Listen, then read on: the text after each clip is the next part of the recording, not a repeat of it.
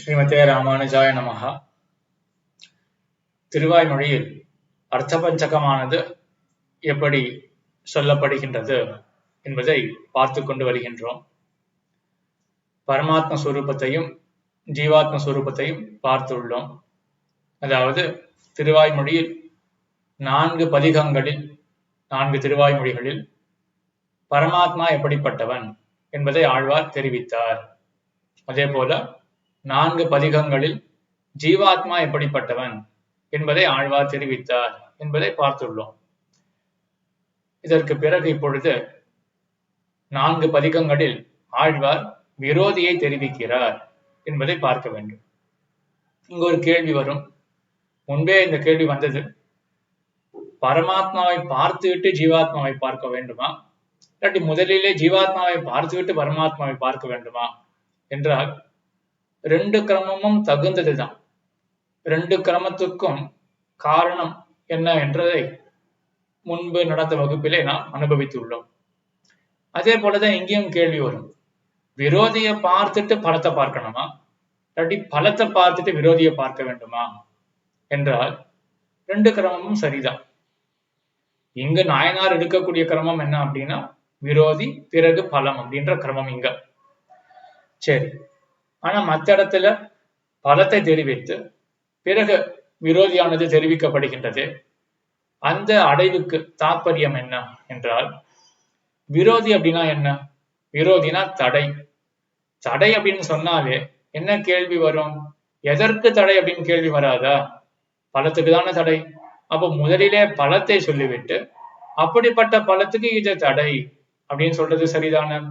ஆகையினால அந்த அடைவு பலம் பிறகு விரோதி என்று. சரி, விரோதியை சொல்லி பிறகு பலத்தை சொல்றதுக்கு என்ன கருத்து என்றால், பலத்தை அனுபவிக்கும் பொழுது விரோதி கழிந்த பிறகுதான பலத்தினுடைய அனுபவம். ஆகையினால அனுபவ தசையை வைத்துக் கொண்டு பார்த்தோமே என்றால், அப்போ முதலிலே விரோதியை பத்தி அறிய வேண்டும், அதற்கு பிறகு பலத்தை அறிய வேண்டும் அப்படின்னு ஆயிடுறது இல்லையா அனுபவ தசையில. இப்படிதான் நம்ம அனுபவிக்க போறோம் அப்படின்றத அறியறதுக்கு முதலிலே விரோதி கழிக்கப்படுற விரோதியை அறிந்து பிறகு அனுபவிக்கிற பலத்தை அறியறது அப்படின்றதும் சரியான கிரமம் தான்.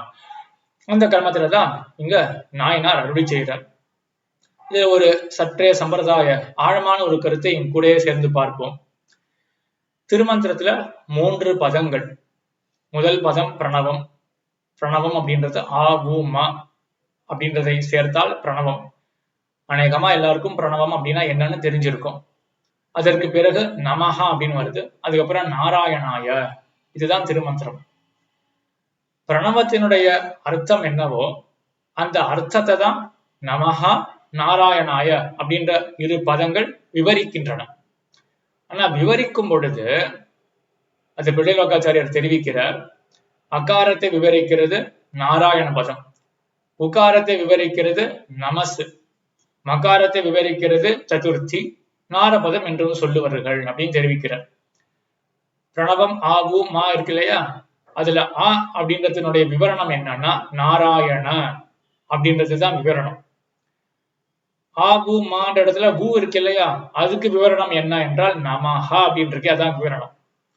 இப்படி தெரிவித்து பிள்ளைலோகாச்சாரியரே கேட்டுக்கிறார், அடைவே விவரியாது ஒழிகிறதன் அப்படின்னு. ஆ ஊ மா அப்படின்னு தானே பிரணவத்தில் இருக்கக்கூடிய கிரமம். அப்ப முதல்ல நாராயண வந்திருக்கணும், அப்புறம் தானே நமஹான்றது வந்திருக்கணும். ஏன் இப்படி கிரமம் மாறி இருக்கு என்றால், விரோதி போய் அனுபவிக்க வேண்டுகையாலே அப்படின்னு பிள்ளைலோகாச்சாரியர் தெரிவிக்கிறார். அதாவது எம்பெருமானை அனுபவிக்கிறோம் இல்லையா பலன், அது எப்போ விரோதி சம்சாரமாகிற இந்த விரோதி கழிந்த பிறகு எம்பெருமானை அனுபவிக்கிறது அப்படின்றதுதான் கூடும். ஆகினால நம்மளுடைய விரோதி போன பிறகுதான் எம்பெருமானுடைய அனுபவம் அப்படின்னு இருக்கிறதுனால முதலிலே விரோதி பிறகு பலம் அப்படின்றோம் என்ற கிரமத்திலும் கிரந்தங்களானது அமைந்திருக்கின்றன. ஆக அந்த கிரமத்துல இங்க நாயனார் என்ன சாதிக்கிறார் அப்படின்னா, முதலிலே விரோதியை தெரிவித்து பிறகு பலத்தை பத்தி தெரிவிக்கிறார். சரி, திருவாய்மொழியில் தெரிவிக்கிறார் அப்படின்னா என்ன? ஆழ்வார் திருவாய்மொழியில 4 பதிகங்கள்ல விரோதியை தெரிவிக்கிறார் என்றதை நாயனார் முதலிலே தெரிவிக்கிறார் அப்படின்னு தாற்பயம். சரி, எந்த 4 திருவாய்மொழிகளிலே ஆழ்வார் விரோதியை பற்றி பேசுகிறார்? வீடு சொன்னால் ஒரு கொண்ட. வீடு சொன்னால் ஒரு கொண்ட. வீடு வீடுமென் முற்றவும் முதல் பத்தினுடைய 2வது திருவாய்மொழி. அதுக்கப்புறம் சொன்னால் சொன்னால் விரோதம் இது 3ஆம் பத்தினுடைய 9வது திருவாய்மொழி. அதற்கு பிறகு ஒரு நாயகமாய் ஓட உலகுடன் ஆண்டவர் 4ஆம் பத்தினுடைய முதல் திருவாய்மொழி. அதற்கு பிறகு கொண்ட வெண்டிர் மக்கள் உற்றார் சுற்றத்தவர் பிறரும் 9ஆம் பத்தினுடைய முதல் திருவாய்மொழி கொண்ட வெண்டிர் என்ற திருவாய்மொழி. இந்த 4 பதிகங்களில் ஆழ்வார் விரோதியை பற்றி தெரிவிக்கிறார். எப்படி தெரிவிக்கிறார்? வீடுவென் முற்றமும் அப்படின்றது முதல் பார்க்க வேண்டிய விஷயம். அதுல ஆழ்வார் என்ன பண்றார் என்றால், மொத்த விரோதியையும் சங்கிரகமாக இங்கு அருளி செய்கிறார் ஆழ்வார். நம்முடைய சம்சார தாபத்துக்கெல்லாம் என்ன காரணம், எம்பெருமானை அடைய ஒட்டாமல் தடுக்கக்கூடியது என்னது அப்படின்றத மொத்தமா சங்கிரகமாக பிடித்து அருளி செய்கிறார். என்ன என்றால், நீர் நுமதென்றிவை வேறு முதல் மாய்த்து அகங்காரம் மமகாரம். இதுதான் நம்மளுடைய விரோதிக்கு எல்லாம் பீஜம், எல்லாத்துக்கும் விதையானது என்ன என்றால் இந்த அகங்காரம் மமகாரம் தான். இத ரிஷியே தெரிவிக்கிறார். சம்சார தரு விருக்ஷஸ்ய, அதாவது சம்சார விஷ விருக்ஷஸ்ய பீஜமேதது விதாஸ்திதம் அனாத்மன் ஆத்ம புத்திர்யா அஸ்வே ஸ்வமிதி யாமதிஹி. சம்சார விஷ விருக்ஷஸ்ய, சம்சாரமே ஒரு விஷமான மரம். இந்த மரத்துக்கு 2 விதைகள் உள்ளன. என்ற 2 விதைகள்? அனாத்மன் ஆத்ம புத்திஹி, ஆத்மா அல்லாதது இந்த உடம்பு. இந்த உடம்பு ஆத்மாவா? நாம் இந்த உடலா? கிடையாது. ஆனால் அனாத்மனி ஆத்ம புத்திஹி, இந்த நான் அல்லாத இந்த உடம்பிலே நான் நான் நான் அப்படின்ற எண்ணம் நமக்கு ஏற்படுறது இல்லையா? இதுதானே எல்லா கஷ்டங்களுக்கும் காரணம். நான் இந்த உடம்பு அப்படி நினைச்சாச்சுன்னா அப்புறம் இந்த உடம்புக்கு வேண்டியதுதான் அப்படின்றது அதை பற்றி போவேனே ஒழிய நான் யாரு அப்படின்றத மறந்து இருப்பேனே. ஆக இந்த அகங்காரம், இதுதான் அகங்காரம் சொல்லுவார்கள். அகங்காரம் அப்படின்னா நான் அப்படின்ற அகம்பாவம், அது ஒண்ணு இருக்கு. சுவாதந்திரியம் அப்படின்னு சொல்லுவார்கள். மற்றொரு அர்த்தம் என்னன்னா, அகங்காரம் அப்படின்றதுக்கு நான் அல்லாத இந்த உடம்பிலே நான் என்கிற எண்ணம், அதுதான் அகங்காரம். அதற்கு பிறகு அஸ்வே ஸ்வமிதி யாமதிஹி, என் உடைமை அல்லாத பொருளிலே என்னுடையது அப்படின்ற எண்ணம், அதான் மமகாரம். எவ்வளோ விஷயங்கள்ல பற்று வச்சுட்டு இருக்கோம். இந்த பற்று தான் மமகாரம். என்னுடையது என்னுடையது அப்படின்றது தானே நம்மளுடைய பற்று. இந்த பற்றுனால எவ்வளவோ சிரமம். பற்றில்லாம மட்டும் வாழ்ந்தோம்னா சிரமமே இருக்காது. எல்லா சிரமத்துக்கும் காரணம் இந்த பற்று தான். ஏன்னா அப்பதான் அது விட்டு போச்சுன்னா என்னுடையது போயிருத்தே அப்படின்னு எண்ணம் வருது, நமக்கு துக்கமானது வருது. பற்றே இல்லைன்னா அங்க துக்கமே இருக்காது. ஆக அகங்காரம் என்ன, மமகாரம் என்ன, இது 2 தான் இந்த சம்சாரத்துக்கு காரணம். இதான் முதல் தடை அப்படின்னு சங்கிரகமாக வீடுமென் முற்றவும் அப்படின்ற இந்த திருவாய்மொழியிலே ஆழ்வார் அருளி செய்தார். இதற்கு மேம்பட 3 பதிகங்கள் இருக்கு இல்லையா? சொன்னால் விரோதம் இது, ஒரு நாயகமாய் கொண்ட பெண்டிர். இந்த 3 பதிகங்கள்ல வீடுமென் முற்றத்துல சொல்லப்பட்ட அர்த்தத்தை ஆழ்வார் விவரணம் செய்கிறார். அதுல சொன்னால் விரோதம் இது அப்படின்ற பதிகத்துல ஆழ்வார் என்ன சாதிக்கிறார் என்றால், அசேவிய சேவை கூடாது அப்படின்னு தடுக்கிறார். அசேவிய சேவைனா என்ன? அசேவியன் அப்படின்னா வணங்க தகாதவன், சேவை அப்படின்னா வணக்கம். வணங்க தகாதவர்கள் இடத்துல நாம் செய்யக்கூடிய வணக்கம் இருக்கு, இது நமக்கு தடை. வணங்க தகாதவர்களை வணங்கினோமே என்றால் இப்ப வணங்க தகுந்த எம்பெருமான மறந்தோம் அப்படின்னு தான் ஆறுது. அதனால இந்த விரோதியை ஆழ்வார் நமக்கு கழித்து கொடுக்கிறார், இது செய்யக்கூடாது அப்படின்னு. இது அன்றாட வாழ்க்கைக்கு எவ்வளவோ உதவும். நம்ம எம்பெருமான மறக்கிறதுக்கு முக்கியமான காரணம் என்ன அப்படின்னா, எவனுக்கோ வேலை செஞ்சுட்டு இருக்கோம். ஆழ்வாரை தெரிவித்த தெரியேன் பாலகனாய் பல தீமைகள் செய்துமிட்டேன் பெரியேன் ஆயின பின் பிறர்க்கே உழைத்தேழையானேன் அப்படின்னு திருமங்கை ஆழ்வார் தன்னுடைய திருவாய்மொழி, அதாவது தன்னுடைய பெரிய திருமொழி முதல் பத்தில தெரிவிக்கிறார். பெரியேன் ஆயின பின் பிறர்க்கே உழைத்து ஏழையானேன், மற்றவர்களுக்கே வேலை பண்ணி நான் ஏழையாகவே ஆயிட்டேன். நமக்கு சந்தேகம் வரும், மற்றவருக்கு உழைச்சா அவ சம்பாத்தியம் கொடுப்பாரு, அவன் ஊழியம் கொடுப்பாரு, நம்ம பணக்காரதால் தானே ஆகும் அப்படின்னா அப்படி கிடையாது. எம்பெருமான மறந்து இருக்கக்கூடியது ஏழைத்தன்மை தானே. பிறர்க்கே உழைத்து ஏழையானேன் அப்படின்னு ஆழ்வார் தெரிவிக்கிறார். நம்மளுக்கு குடும்பத்தெல்லாம் அதாவது காப்பாற்றுறது அப்படின்றது அது ஒரு கர்த்தவியம் தான், செய்ய வேண்டியதுதான். அதற்காக வேலை பண்ணோமே என்றால் அப்போ எம்பெருமானை நாம் அவனை தொடர்த்துக்கு அப்படின்றதுக்காக குடும்பத்தை பாதுகாக்கிறது அப்படின்றதுக்காக, குடும்பத்தை பாதுகாக்கிறது எதுக்காக? எம்பெருமான தொடர்றதுக்காக தான். அந்த குடும்பத்தை பாதுகாக்கிறதுக்காக வேலை அப்படின்னா நம்மளுடைய கிரமமானது சரியாவே அமைஞ்சிருக்கும். ஆனா எனக்கு வாழ்க்கையில முன்னேறணும் அப்படின்ற மட்டும் நமக்கு ஒரு எண்ணம் இருந்ததுன்னு வச்சுக்கோமே, என்னுடைய கேரியரை நான் பில்ட் பண்ணணும் அப்படின்ற மாதிரி எண்ணங்கள் இருந்ததுன்னா நிச்சயமா இந்த அசேவிய சேவையில அது கொண்டு போய் விட்டுடும். கண்டவங்கால விழ வேண்டியதாக ஆயிடும். ஆகையினால நம்ம அன்றாட வாழ்க்கைக்கு பயன்படக்கூடிய விஷயத்தை இங்க ஆழ்வார் தெரிவிக்கிறார். அசேவிய சேவை பண்ணாதீங்கோள் பண்ணீங்கோளே என்றால் எம்பெருமானை மறக்க வேண்டியதாக வரும். அது தடைதான், அது ஒரு விரோதி தான் அப்படின்றத சொன்னால் விரோதம் இது ஆகிலும் சொல்லுவன் அப்படின்னு இந்த பதிகத்துல ஆழ்வார் தெரிவிக்கிறார். அதற்கு பிறகு ஒரு நாயகமாய் 4ஆம் பத்தினுடைய முதல் திருவாய்மொழி. அதில் ஆழ்வார் என்ன தெரிவிக்கிறார் என்றால், ஐஸ்வர்ய கைவல்யங்கள் தியாஜ்யங்கள். ஐஸ்வர்யம் கூடாது, இந்த லோகத்தில் இருக்கக்கூடிய ஐஸ்வர்யமும் ஸ்வர்க்கம் முதலான ஐஸ்வர்யங்களும் அது கூடாது. அதே போல கைவல்யம் கூடாது அப்படின்னு தெரிவிக்க, இந்த காலத்துல இதை பத்தி ஒரு பெரிய விசாரம் வராது. ஆனா அந்த காலத்துல ஒரு கேள்வி எழுந்தது. என்ன கேள்வி எழுந்தது என்றால், வேதத்துல சொல்லப்பட்ட புருஷார்த்தமாச்சே கைவல்யம் அப்படின்றது, அதே போல வேதத்துல சொல்லப்பட்ட ஒரு புருஷார்த்தமாச்சே சொர்க்கம் என்பது, அத போய் ஆழ்வார் வேண்டாம் அப்படின்னு தள்ளினாரே என்றால், அப்போ வேதத்துக்கு முரண்பாடாக ஆழ்வார் பேசுறாரா? வேத மறுப்பை ஆழ்வார் செய்கிறாரா அப்படின்னு கேள்வி வர, நம்ம ஆச்சாரியாலாம் தெரிவிக்கக்கூடிய பதில் என்ன அப்படின்னா, ஆழ்வார் கைவல்யம் அப்படின்றது ஒண்ணு கிடையாதுன்னு சொன்னாரான, சொர்க்கம் அப்படின்றது ஒண்ணு இல்லை அப்படின்னு சொன்னாரான, அப்படி சொல்லியிருந்தாருன்னா வேத மறுப்பு வாதம் அப்படின்னு சொல்லலாம். ஆழ்வார் அப்படி சொல்லலையே. பகவான் அப்படின்ற அந்த உயர்ந்த தத்துவத்தை பார்க்கும் பொழுது ஸ்வர்க்கமோ கைவல்யமோ எல்லாமே அல்பமான பலன்கள். ஆகையினால் அதன் பின்னே போக வேண்டாம் அப்படித்தானே தடுக்கிறார். ஆகையினால வேத மறுப்பு வாதம் ஆழ்வார் பண்ணல அப்படின்னு நம்ம ஆச்சாரியெல்லாம் தெரிவிக்கிறார்கள். ஆக இந்த ஒரு நாயகமாய் 4ஆம் பத்தியனுடைய முதல் திருவாய்மொழியில ஆழ்வார் நமக்கு சொல்லக்கூடிய விஷயம் என்ன என்றால், எதை விரோதி அப்படின்னு காட்டி கொடுக்கிறார்? ஐஸ்வர்ய கைவல்யங்கள் விரோதி அப்படின்றத, புருஷார்த்த விரோதி அப்படின்றத ஆழ்வார் காட்டி கொடுக்கிறார். அதற்கு பிறகு கொண்ட பெண்டிர் மக்கள் உற்றார் 9ஆம் பத்தியனுடைய முதல் திருவாய்மொழி. இதில் ஆழ்வார் என்ன தெரிவிக்கிறார் அப்படின்னா, பந்து பரிகிரகம் பண்ணக்கூடாது. ரொம்ப உற்றார் உறவினார் அப்படின்னு அந்த பரிகிரகம் அவர்களை கூடவே வைத்துக் கொள்றது அப்படின்றது நாம் செய்யக்கூடாது அப்படின்றது. ஏன்னா நிருபாதிக பந்து யாரு? நமக்கு இருக்கக்கூடிய ஒரே உறவு எம்பெருமான் தான். மற்றவர்கள் எல்லாம் போய் வரக்கூடிய உறவுகள் தான். ஆகையினால அந்த பந்து பரிகிரகத்தை ஆழ்வார் தவிர்க்கிறார். அது விரோதி அப்படின்றத காட்டுறார். இங்கேயும் அழகா நம்ம விரோதி அப்படின்றத புரிஞ்சுக்கலாம்.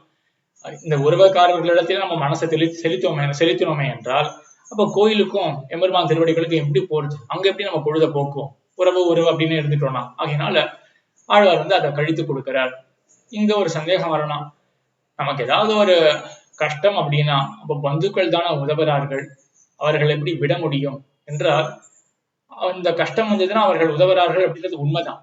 ஆகையினால அவர்களுக்கு அதுக்கு உண்டான பிரத்தியை கண்டிப்பா பண்ணணும். அப்ப மறுபடியும் அவர்களுக்கு கஷ்டம் வந்ததுன்னா அப்ப அவர்களிடத்துல நம்ம ஒரு உதவியை பெற்றுக்கொண்டு அதுக்கப்புறம் அவர்களுக்கு கஷ்டம் வரும்பொழுது ஒண்ணுமே செய்யாம இருந்தோம்னா அது தப்பாயிடும். அதனால அந்த மாதிரி ஆச்சாரியெல்லாம் சொல்ல மாட்டார்கள். அதுக்கு வேண்டிய அந்த டியூட்டி அப்படின்னு சொல்லுவார்கள் இல்லையா, கர்த்தவிய அம்சம், கண்டிப்பா அதெல்லாம் பண்ணிதான் ஆகணும். ஆனா தாத்பரியம் என்ன அப்படின்னா, என்னுடைய உறவு அப்படின்னு ரொம்ப பற்றை வளர்த்து கொண்டோமே என்றால் அப்ப நம்மளுடைய ஆத்மையானது, ஆத்ம யாத்திரை அப்படின்றது தடைப்பட்டு போகும். அப்ப நம்மளுடைய உறவு அப்படின்னு தான் பார்த்துட்டு இருப்பேமே ஒழிய எம்பெருமான பார்க்காம போயிடுவோம் இல்லையா? அப்படின்றதுதான் ஆச்சாரியாருக்கும் ஆழ்வார்களுக்கும் தாற்பயம். ஆக கொண்ட பண்டீர் அப்படின்ற பதிகத்துல நிருபாதிக பந்துவை விட்டுட்டு இந்த உற்றார் உறவினர் இடத்துல இருக்கக்கூடிய ஒரு பரிகிரகம், அவர்களை என்னுடைய உறவு அப்படின்னு நம்ம ஏற்றுக்கொள்றோம் இல்லையா, அது ஆழ்வார் தடுக்கிறார். அது விரோதி அப்படின்றத தெரிவிக்கிறார். இங்க நம்பிள்ள ஒரு அழகான கேள்வியை கேட்டுக்கிறார். வீடுமின் முற்றமும் அப்படின்றது இதுதானே எல்லாத்துக்கும் சங்கரமாக அருளி செய்தது. விரோதிய போக்கணும் அப்படின்னா அந்த வீடுமின் முற்றமும் அப்படின்ற பதிகம் தான். அதில் ஆழ்வார் என்ன தெரிவிக்கிறார்? எல்லாவற்றையும் விட வேண்டும் அப்படின்னு தெரிவிக்கிறார். சரி, எல்லாவற்றையும் விடணும்னா எப்படி விடணும் அப்படின்னு கேள்வி வராதா அப்படின்னு நம்மள கேட்டுக்கிறார். அப்படின்னு சொல்லிட்டு மறுபடியும் அதுக்கு மேற்பட இன்னொரு கேள்வி கேட்கிறார். எப்படி விடணும் அப்படின்னு கேள்வி வேணுமாண்ணா? கையில ஏதோ ஒரு பொருள் இருக்கு, அது விடணும் அப்படின்னு சொன்னா விட்டுற வேண்டியதானே. எப்படி விடணும் அப்படின்னா ஒரு கேள்வி இருக்குமா அப்படின்னா இங்க இருக்கும். ஏன் இருக்கும் அப்படின்னா, எல்லாவற்றையும் விடணும் அப்படின்னு சொல்றாரு. எல்லாவற்றையும் விடணும் அப்படின்னா விஷயங்கள், எல்லா விஷயங்களையும் விடணும் அப்படின்னா விஷயங்களே இல்லாத இடத்துக்கு போகணும். விஷயத்தோட தொடர்பு இருக்கக்கூடாது, அதான் தாத்பரியம். இப்ப விஷயத்தோட தொடர்பு இருக்கக்கூடாதுன்னா நம்ம விஷயத்தை விட்டுட்டு வேற இடத்துக்கு போகணும். அப்படி இல்லைன்னா இருக்கக்கூடிய விஷயங்கள் எல்லாவற்றையும் அழிக்கணும். அந்த மாதிரிதான் ஆழ்வார் சொல்றாரா என்றால் ரெண்டும் சொல்ல முடியாது. எல்லா விஷயத்தையும் விட்டு போகணும் அப்படின்னா எங்க ஸ்ரீவைகுண்டத்துக்கு தான் போகணும். ஆனா சம்சாரத்துல எல்லா இடத்துலயும் விஷயங்கள் இருக்கதானே செய்யறது. ஆக எல்லாத்தையும் விட்டுட்டு போகணும்னா ஸ்ரீவைகுண்டத்துக்கு போகணும் அப்படின்னு அர்த்தமாயிடும். நம்ம ஸ்ரீவைகுண்டத்துக்கு எப்படி போறது அப்படின்னு தான் பார்த்துட்டு இருக்கோம். அப்ப ஸ்ரீவைகுண்டத்துக்கு போறதுக்கு ஸ்ரீவைகுண்டத்துக்கு போக வேண்டியிருக்கும் அப்படின்னா சம்பந்தமே இல்லாம பதிலாக இருக்கும். அது பதில் கிடையாது. சரி எல்லாத்தையும் அழிச்சிடலாமா அப்படின்னா இன்னைக்கு இருக்கக்கூடிய வெடிகுண்டுகள்லாம் அப்படிதான் இருக்கு. ஒரு வெடிகுண்டு போட்டா ஒரு நகரமே போயிடும் அப்படின்ற மாதிரிதான் இன்னைக்கு இருக்கக்கூடிய அணுகுண்டுகள்லாம் இருக்கு. அந்த மாதிரி உலகத்தை அழிச்சிடலாமா அப்படின்னா எம்பெருமானுடைய சொத்தை அழிக்கிறதுக்கு நமக்கு தகுதி கிடையாது. ஆக இது ஒரு பதில். மற்றொரு பதிலும் இருக்கு. இந்த இந்த லோகத்திலேயே சம்சாரத்திலேயே காடு அப்படின்னு ஒரு பகுதி இருக்கு. அதுல ஜனசஞ்சாரமே கிடையாது. அங்க போய் இருந்தா விஷயத்துல இருந்து தப்பிச்சிடலாமா என்றால் உங்க நம்பிளை சாதிக்கிறார். இந்த மாதிரிதான் ஒருத்தர் பண்ணார். ஜடபரதர் அப்படின்னு அவருக்கு பெயர். இவர் காட்டுல போய் தபஸ் பண்ணியிருந்தார். ஆனா அவருடைய சரித்திரம் தான் எல்லாருக்கும் தெரிஞ்சதா இல்லையா.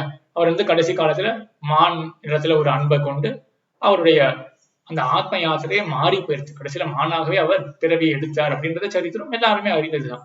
அதே போல மற்றொரு சரித்திரமும் இருக்கு. சௌபரி அப்படின்ற மகரிஷி அவர் என்ன பண்ணார், ஜனசஞ்சாரம் இல்லாத குளத்துக்குள்ள போயிட்டு நான் தபசு பண்ண போறேன் அப்படின்னு அங்க போய் பண்ணார். அங்க அவர் சில மீன்கள்லாம் சஞ்சரிக்கிறத பார்த்தார். அந்த மீன்கள்லாம் தன்னுடைய குட்டியோட சஞ்சரிக்கிறது அவரு தோணிச்சு, நானும் இதே மாதிரி குடும்பத்துல இருக்கலாமே அப்படின்னு தோணி வெளில வந்து அவர் குடும்பஸ்தராவே ஆயிட்டார். எல்லாத்தையும் விட்டு துறவியாக இருந்தவர் அப்படியே மாறி போய் சம்சாரத்துல விழுந்துட்டார். ஆக ஜனங்கள் இல்லாத விஷயங்கள் இல்லாத இடத்துக்கு நான் போயிட்டேன் எனக்கு தபஸ் வந்துடும் அப்படின்னா சொல்ல முடியாது. அதுதான் நம்பிள்ளை சாதிக்கிறார். நிவிருத்த ராகசிய கிரகம் தப்போவனம். எவனுடைய மனசுல ராகம் இல்லையோ, எவனுடைய மனசுல ஆசை இல்லையோ அவனுடைய அகமே ஒரு தபசு தான், தப்போவனம் தான், அதுவே ஒரு காடு தான் அப்படின்னு நம்பிள்ளை சாதிக்கிறார்.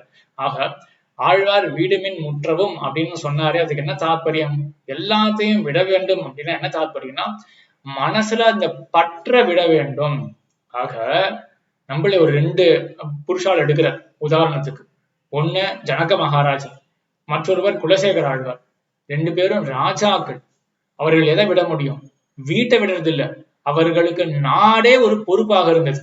அப்படிப்பட்ட 2 ராஜாக்கள் ஆழ்வார் என்ன பண்ண, அதாவது நம்மளே என்ன பண்றாரு அப்படின்னா உதாரணமாக எடுத்து காட்டுறார். இவர்கள் 2 பேர் தான் விட்டவர்கள், தியாகத்தை செய்தவர்கள். எப்படி தியாகத்தை செய்தவர்கள் என்றால், இந்த ஜனக மகாராஜர் இருக்காரு, இவர் யாக்ஞவல்கியர் அப்படின்ற முனிவருடைய சிஷ்யர்.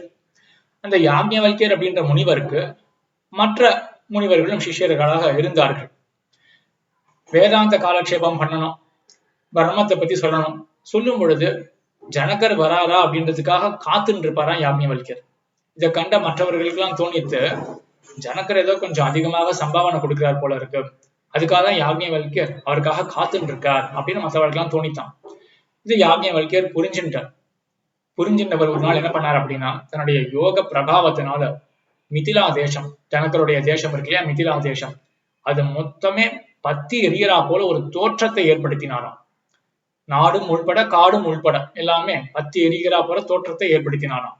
அதை கண்டு அந்த முனிவர்கள், மற்ற முனிவர்கள், சிஷ்யர்களாக இருக்கக்கூடிய முனிவர்கள் எல்லாருமே, ஐயோ என்னுடைய உடைமை என்ன ஆறுதோ, இந்த நெருப்புல என்ன பத்தி என்ன போறதோ என்னுடைய உடைமை அப்படின்னு தன்னுடைய உடைமையை என்ன ஆறுது அப்படின்னு பாக்குறதுக்காக அவர்கள் எல்லாம் எழுந்து போயிட்டார்களாம். அவர்களுடைய உடைமை என்னவாக இருக்கும், ஏதோ 2-3 வேஷ்டிகளா இருக்க போது இவ்வளவுதான். அந்த ரிஷிகள்லாம் அங்க போனோடனே புரிஞ்சின்றார்கள், இது யாக்ஞவல்கியருடைய ஒரு யோக பிரபாவம், உண்மையாகவே இங்க நெருப்பு அப்படின்றது கிடையாது, இவர் ஒரு தோற்றத்தை ஏற்படுத்தியிருக்கார், இது ஒரு யோக பிரபாவம் அப்படின்னு புரிஞ்சுட்டு வந்தார். வந்து பார்த்தா ஜனகர் நகரவே இல்லை.